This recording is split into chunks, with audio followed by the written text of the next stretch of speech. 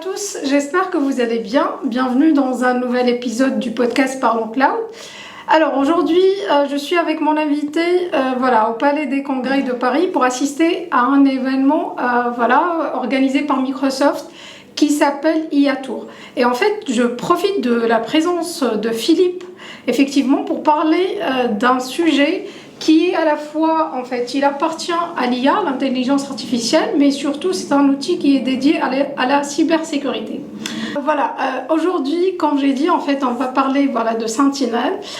Sentinel, c'est un outil, comme on connaît tous, c'est un outil qui est dédié pour la cybersécurité. Mais peut-être quand on s'est parlé, moi et Philippe, pour faire effectivement ce podcast, il m'a proposé les ventes et moi j'ai proposé le sujet. Et en fait, la bonne coïncidence dans cette proposition, c'est que le sujet, c'est-à-dire Sentinel, dont on va en parler, c'est un outil qui utilise de l'intelligence artificielle. Donc j'ai bien aimé cette coïncidence.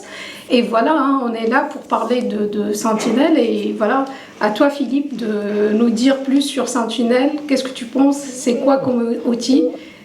Oh là, tu es aussi compétente que moi sur le sujet, sur Sentinel, mais globalement c'est un SIEM et un SOAR. Donc le SIEM va assurer la collecte et l'analyse des logs en provenance de vos applicatifs, et le SOAR va entreprendre des actions, va automatiser des actions lorsqu'il va détecter des incidents. Donc on va pouvoir automatiser par exemple le fait qu'une personne ne puisse pas se connecter en même temps sur le même poste de travail depuis deux localisation distante. Par exemple, une personne qui serait en France, mais en même temps aux États-Unis, ne pourrait pas se connecter à un poste de travail puisque ces deux IP sont différentes et que les habitudes d'utilisation de son poste de travail par l'utilisateur final, c'est par exemple la France. Et donc, on pourrait détecter un incident en se disant « Ok, mais comment il est possible qu'une personne soit physiquement dans deux lieux distincts à plusieurs milliers de kilomètres ?» Et donc on va pouvoir automatiser le fait qu'on refuse une connexion ou alors qu'on autorise une connexion mais en fonction d'authentification forte, le fameux MFA que tout le monde connaît maintenant. Donc on va dire ok, on peut accéder à une application spécifique depuis un réseau qui n'est pas très connu, mais dans ces cas-là, on veut augmenter la sécurité associée à l'authentification et on va mettre en place encore une fois une authentification à base soit d'empreintes digitales, soit de reconnaissance faciale, etc., etc. En plus du mot de passe. Sentinel, il met ces deux composantes à travers un cycle, d'accord? Ce cycle, il est composé de 4 principales parties, qui sont en fait la partie de collecte, la partie de détection, la partie d'investigation et la partie de réponse. Du collecte de la data, d'accord? Donc cette phase, c'est une phase primordiale pour Sentinel. Il s'agit bien, il faut collecter les logs de différentes sources de données, d'accord? Ces logs, ils peuvent être l'origine de ces logs, ça peut être des équipements réseau, par exemple des firewalls, des routeurs, ça peut être des machines, ça peut être en fait des data qui sont relatifs à des utilisateurs. Donc tout dépend de l'origine de ces logs. On va ingérer cette data, d'accord, à travers les connecteurs. Ces connecteurs, on va les trouver dans le Content Hub de Sentinel, d'accord? Il arrive ou bien en standalone, c'est-à-dire on peut les installer en tant que connecteur à part, ou bien ils sont intégrés dans une solution. Et là, on va installer la solution dans laquelle on va trouver en fait le connecteur, les playbooks, les workbooks, les règles d'analytique, etc. Et voilà, une fois ces connecteurs ils sont là, donc il y a une liste de prérequis qu'il faut vérifier, d'accord, pour pouvoir les connecter. Il y a des connecteurs qui vont, avec un simple clic sur un bouton Connect, ils seront connectés. Il y a d'autres, ils vont nécessiter une configuration avancée, comme par exemple, on va revenir à l'exemple du firewall. Par exemple, si on ingeste de la data depuis des firewalls, donc on aura besoin par exemple du connecteur de Common Event Format, le fameux CEF, d'accord? Donc on aura besoin pour le connecter, on aura besoin de configurer ce qu'on appelle les Data Collection Rules pour ce connecteur, pour sélectionner qu'est-ce qu'on veut depuis ce connecteur et qu'est-ce qu'on veut pas, d'accord? Donc voilà, une fois le connecteur il est là, qu'est-ce qu'on va passer faire? On va aller faire commencer la détection. Donc la data elle est là, elle est bien installée dans le workspace. On va appliquer ce qu'on appelle des analytic rules, c'est-à-dire des règles analytiques pour pouvoir détecter et chercher s'il y a un match entre des techniques dites des techniques ou des tactiques MITRE ATT&CK, sont des tactiques qui sont connues dans le monde du hacking et dans le monde de la cybersécurité. On va chercher s'il y a un match entre ces tactiques et la data qui est ingérée, d'accord? Et ça, on le fait à travers les règles d'analytique. Donc, il existe différents types de règles d'analytique et c'est là qu'on trouve, voilà, on trouve ce qu'on appelle, on voit que Sentinel, il utilise vraiment de l'intelligence artificielle à travers ces règles qui utilisent ce qu'on appelle les systèmes d'apprentissage automatique de l'intelligence artificielle. Donc voilà, ces règles, elles sont configurées, le script, elle est là, d'accord? Après, voilà, une fois la règle elle a été activée, les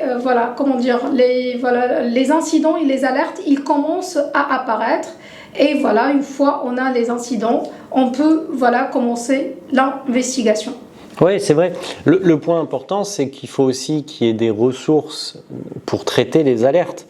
Parce que vous allez forcément, en tout cas à une grande probabilité vu les statistiques, subir une cyberattaque dans la vie d'une entreprise.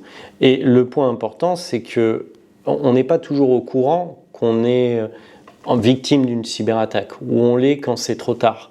Et le point, c'est qu'il va y avoir des signaux faibles qui vont être remontés, ou même des signaux forts qui vont être remontés par Sentinel via des alertes, mais ces alertes, il faut pouvoir les traiter. Et donc, il faut aussi avoir les ressources humaines pour traiter ces alertes.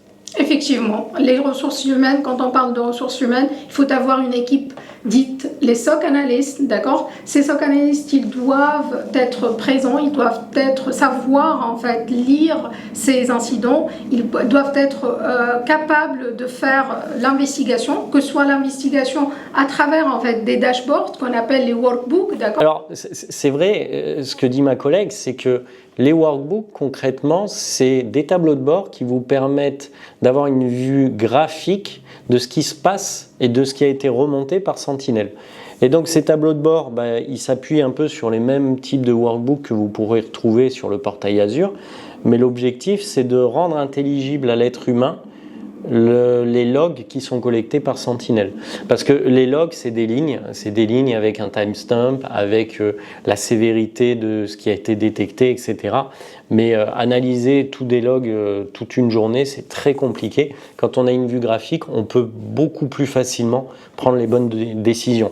Donc oui, les workbooks peuvent être utilisés aussi pour surveiller la santé des logs, configurer les règles d'alerte, etc., etc. Donc ça vous permet d'avoir une visu sur ce qui se passe dans votre système d'information.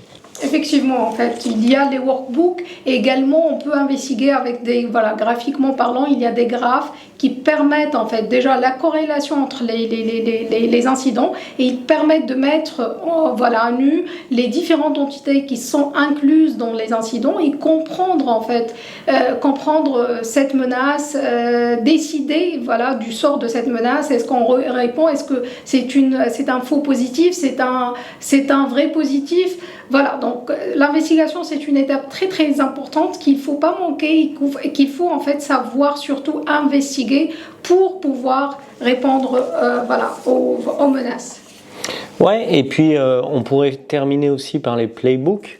Les playbooks sont essentiels dans une entreprise pour traiter la réponse aux incidents. Alors pourquoi ?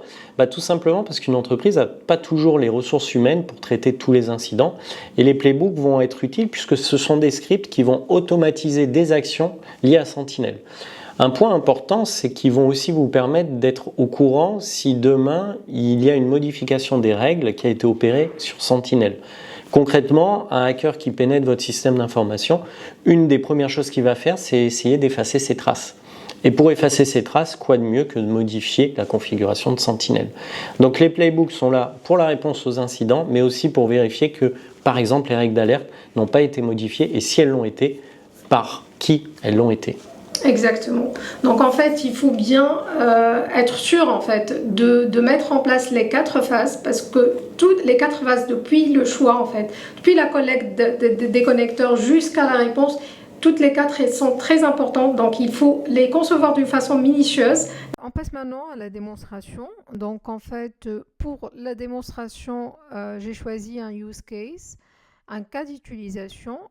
Il s'agit bien d'une attaque, d'accord, qui est dite une attaque brute force attack, d'accord? Donc c'est une attaque brute force attack. Ça veut dire quoi cette attaque? Ça veut dire que voilà, il y a eu une tentative d'une connexion à votre compte, d'accord? Donc il y avait plusieurs essais erronés pour accéder à votre compte, à votre machine virtuelle, à votre serveur, d'accord? Donc tout dépend de la ressource dont vous disposez. Donc un brute force attack, c'est plusieurs tentatives erronées pour accéder, pour piger ou pour trouver les crédentiels. Donc ici, qu'est-ce que j'ai fait? Il y a quelques prérequis qui sont en fait, j'ai créé à l'avance une instance Sentinel, d'accord? Donc et j'ai créé également un workspace qui a été associé à mon Sentinel. Et quoi encore? J'ai créé une machine virtuelle, d'accord? Donc tout ça, je l'ai fait à travers le portail Azure. Donc voilà, vous placez ici dans votre portail. Après, vous allez dans la barre de recherche. Vous tapez Microsoft Sentinel. Là, il va me donner toutes les instances dont je dispose, d'accord? Et là, vous allez ici, vous faites créer, d'accord? Il va vous proposer de créer un workspace. Donc vous cliquez ici, Create a new workspace. Et voilà, vous remplissez toute la data et vous validez. Et comme ça, en fait, vous aurez une instance Sentinel avec un workspace. Donc ça, c'est concernant le premier prérequis. Donc une instance Sentinel avec un workspace associé. Pourquoi ce workspace? Tout simplement en fait pour recevoir votre data, d'accord? C'est lui qui va avec les tables qui sont conçues dedans. Il va recevoir la data ingérée et les logs ingérés depuis cette machine virtuelle. Donc moi, ce que je vais faire, la simulation, c'est que je vais faire une simulation pour plusieurs tentatives à une machine virtuelle en utilisant une connexion RDP. D'accord? Du coup, en fait, j'ai comme prérequis également, j'ai créé ma machine virtuelle. D'accord? Donc, j'ai créé également ma machine virtuelle. Elle est là, ma machine virtuelle. J'ai également essayé, en fait, qu'est-ce que j'ai essayé de faire? Alors, j'ai essayé de me connecter, d'accord? À ma machine virtuelle et effectivement j'ai fait le test du brute force attack. Je vais vous montrer tout ça tout de suite. Donc une fois j'ai ma machine virtuelle, j'ai également l'instance Sentinel et j'ai le workspace. Qu'est-ce que je vais faire? La toute première chose, c'est d'aller en fait connecter le connecteur, d'accord? Donc là je choisis mon workspace. Donc c'est ça le workspace, d'accord? Voilà, ça c'est le menu. Et principalement, qu'est-ce qu'on va utiliser comme menu? Vous allez généralement utiliser cette icône, d'accord, les logs. À partir de des logs, donc vous avez accès à toutes vos données. Et grâce à des requêtes de type QQL, d'accord, vous pouvez bien sûr interroger les tables de votre workspace. Vous aurez besoin également des incidents pour voir les incidents qui peuvent avoir lieu. Et là, moi, j'ai fait le test. Donc, quand vous voyez, j'ai eu 2 incidents de type medium. Moi, j'ai lancé cet incident, ces alertes, je les lancées chaque 5 minutes. D'accord, donc il m'a affiché 2 incidents. Et vous aurez en fait besoin de quoi comme dans le menu. Donc vous aurez besoin encore de le Content Hub, d'accord, Data Connectors, oui, et Analytics en fait pour éditer la règle d'analytique. Donc tout d'abord, qu'est-ce que je vais faire? Tout d'abord, je vais chercher à connecter le connecteur qui est responsable de l'ingestion de la data d'accord, depuis ma machine virtuelle. J'ai une machine virtuelle Windows, donc le connecteur que j'ai installé, c'est Windows Security Event. D'accord? Donc vous tapez le nom du connecteur qui est responsable de l'ingestion de votre data dans le Content Hub, d'accord? Et vous tapez OK ou Entrée.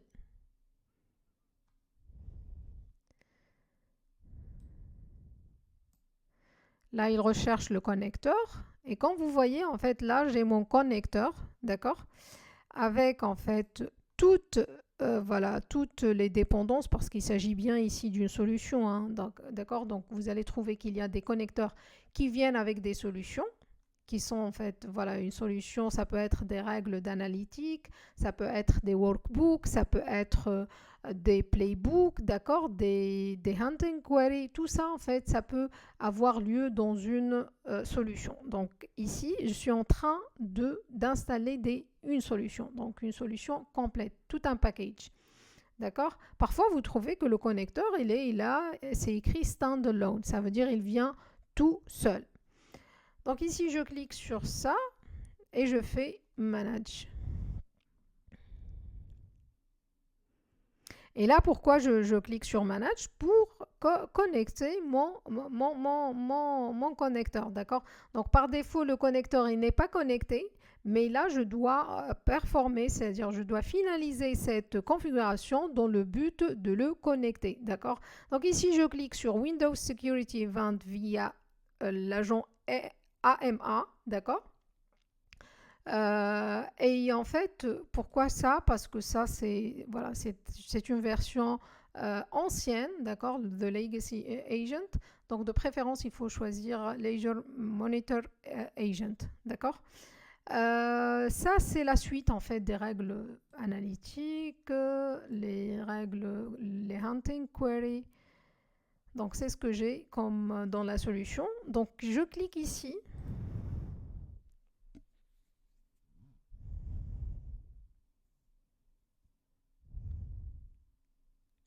Bon, là, je viens en fait de créer une règle d'analytique, hein, mais je peux en fait la supprimer pour, voilà, pour vous montrer comment la créer. Je peux également l'éditer, hein, donc tout simplement, vous venez ici pour, voilà, pour gagner du temps. Donc, qu'est-ce que vous devez faire une fois, voilà, vous passez à la configuration du connecteur. Ici, par exemple, il nous demande, voilà, il faut vérifier que vous avez déjà ces prérequis. Moi, j'ai le read and write permission du workspace, d'accord? Et j'ai encore, en fait, to collect data from non-Azure VMs, they must have Azure Arc installed and enabled. Ça, c'est dans le cas où vos machines, ils ne sont pas sur Azure. Il faut les onboarder sur Azure. Et ça se fait grâce à Azure Arc. D'accord? Moi, ma machine virtuelle, elle est déjà sur Azure, donc je n'ai pas besoin d'Azure Arc. Là, je passe à la configuration et il me demande de créer une règle data collection rule. D'accord? Cette data collection rule, qu'est-ce qu'elle va faire? Elle va m'aider à filtrer, voilà, la data, quel genre de data je veux filtrer depuis les logs de cette machine virtuelle. Donc, ce que j'ai écrit comme règle, donc ici, j'ai donné un nom, tout simplement. La souscription qui est déjà présélectionnée, vous associez un resource group, d'accord, et vous passez à Next. Dans Next, qu'est-ce que vous devez faire? Tout simplement, vous sélectionnez votre souscription, également le resource group, et là, vous aurez les ressources affichées, d'accord? Toutes les ressources affichées. Il suffit bien sûr ici de sélectionner seulement votre ressource. Par exemple, moi, dans mon cas, c'est alors c'est une machine virtuelle. Alors, je dois vraiment sélectionner ma machine virtuelle. D'accord? Alors, RG test, je l'ai appelé.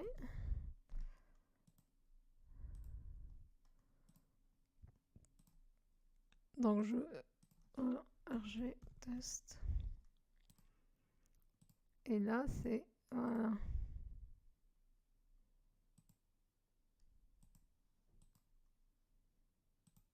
Voilà. Et là, comme vous voyez, en fait, il y a seulement mon resource group qui est en train de s'afficher avec toutes les ressources dedans. Moi, je veux seulement appliquer cette data collection rule sur cette VM. D'accord? Je peux avoir une variété de machines et d'équipements, bien sûr, depuis lesquels je veux ingérer et surtout appliquer une règle, une data collection rule sur ces logs. Donc, je fais un next. Je choisis ici, est-ce que je veux, en fait, voilà, quel genre d'event je veux ingérer. Est-ce que je veux ingérer all security events, the common one, le minimum ou bien des custom. Ici, j'ai mis que voilà, je veux appliquer cette data collection rule sur les événements qui sont communs. Et je clique sur Next. D'accord? Après, vous validez avec un Create. Donc, une fois j'ai ici ma data collection rule, vous aurez quoi comme status? Donc, le statut de votre connecteur, il va passer de disconnected à connected. Donc là, une fois ce connecteur il est là, donc j'aimerais bien ici rajouter donc connecteur connecté. Je vais passer faire quoi? Définir ma règle d'analytique. Également, hein, j'ai défini, je vais définir une règle analytic rule. D'accord? Donc, je vais définir une règle scheduled, c'est-à-dire planifiée. Et là, en fait, j'ai également fait ça. Donc, pour créer une règle d'analytique, il faut aller à l'onglet Analytics. OK?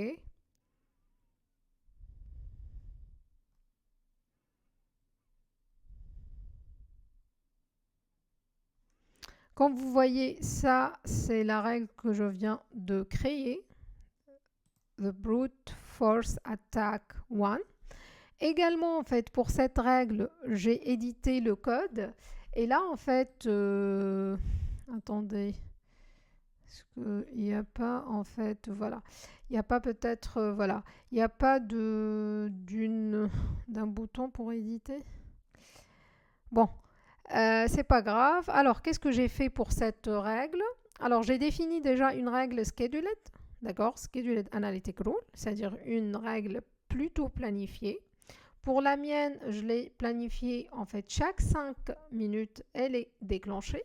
D'accord? Elle déclenche et elle va générer les incidents nécessaires.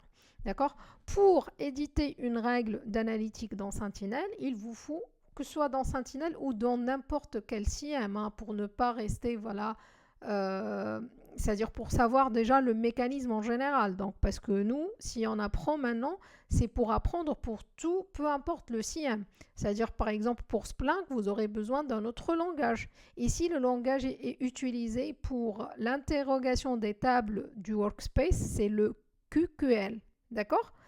Donc, vous devez avoir un minimum de connaissances de QQL, que ce soit pour éditer des règles d'analytique ou bien pour customiser des règles qui sont déjà existantes. D'accord? Parce que ici, dans le rule template, il y a des règles qui sont déjà existantes. Donc, vaut mieux avoir une connaissance pour faire la customisation. Dans mon cas, c'est ce que j'ai écrit comme règle. Et ça, c'est le code. D'accord? Je peux vous le mettre en commentaire. Comme ça, vous l'aurez. Et vous pouvez le tester vous-même. Pour la tactique, le MITRE ATT&CK tactique, donc il s'agit bien de Credential Access et la technique ou la tactique c'est T111-0 qui s'appelle bien un brute force. D'accord? Donc une fois que vous avez défini les tactiques, également le code, vous passez valider votre analytic rule. Et une fois cette règle analytique elle est là, ou bien vous allez ici, vous passez aux logs, d'accord? Donc ici, ou bien vous pouvez interroger, c'est-à-dire ici, en utilisant le QQL mode, la création des incidents, parce que ça met parfois du temps, d'accord, à être pour que ça s'affiche en fait dans le dashboard des incidents. On peut en fait voilà, exécuter la requête enfin, le code de la règle analytique, d'accord, ici, et on peut bien évidemment voir toute la liste en fait voilà, des résultats, c'est-à-dire s'il y a des security events qui ont été déclenchés. Et là en fait je vois bien mes tentatives en fait de connexion à ma machine. Bien sûr ici j'ai utilisé le compte démo que j'ai créé lors de la création de ma machine virtuelle. Sinon en fait vous pouvez passer à incident.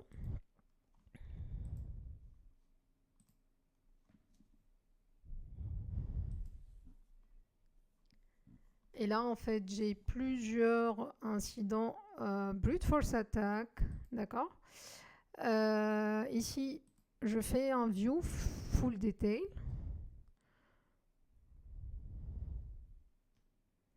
Et là, il m'affiche le nombre d'événements qui est associé à cet incident, le nombre d'alertes également, d'accord. Les tactiques, il s'agit bien voilà, de la tactique brute à force. Et ici, en fait, on peut investiguer, par exemple. Donc ici, on voit très bien que l'entité qui est incluse, c'est bien mon entité à moi, d'accord, qui s'appelle en fait démo.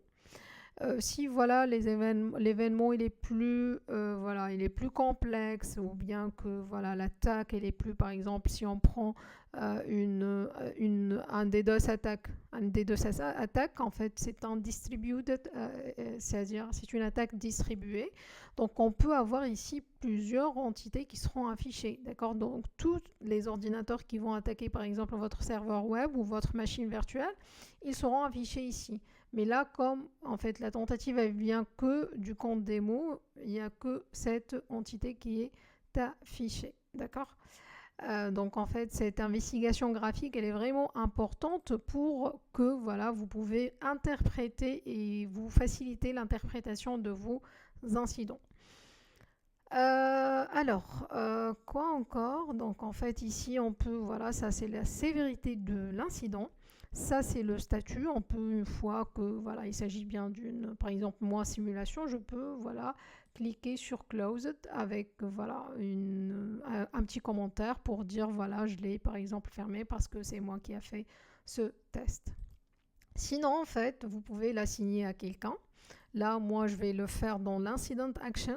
Et là, en fait, on peut créer un playbook, d'accord, c'est-à-dire une sorte de voilà d'une réponse automatique à cet incident. Quand j'ai une brute force attaque, je fais par exemple ça.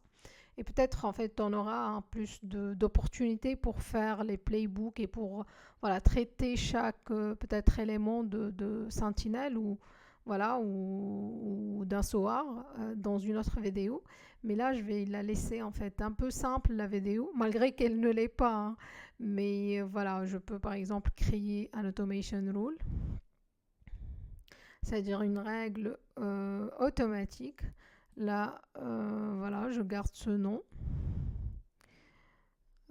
Pour la condition, elle contient, oui, elle contient cette chaîne de caractères. Et voilà, si le nom du compte c'est démo, alors qu'est-ce qu'on va faire? Ou bien, voilà, en faire, c'est-à-dire je dis c'est bon, je fais.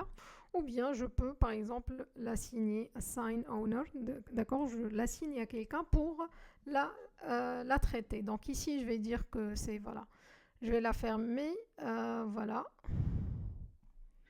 et je fais un apply.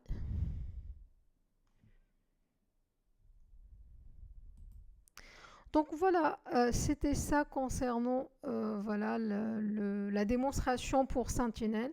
N'hésitez pas à me poser vos questions, que ce soit concernant Sentinel ou bien concernant voilà, tout ce qui est voilà, CM, c'est-à-dire gestion des événements et surtout la réponse aux événements.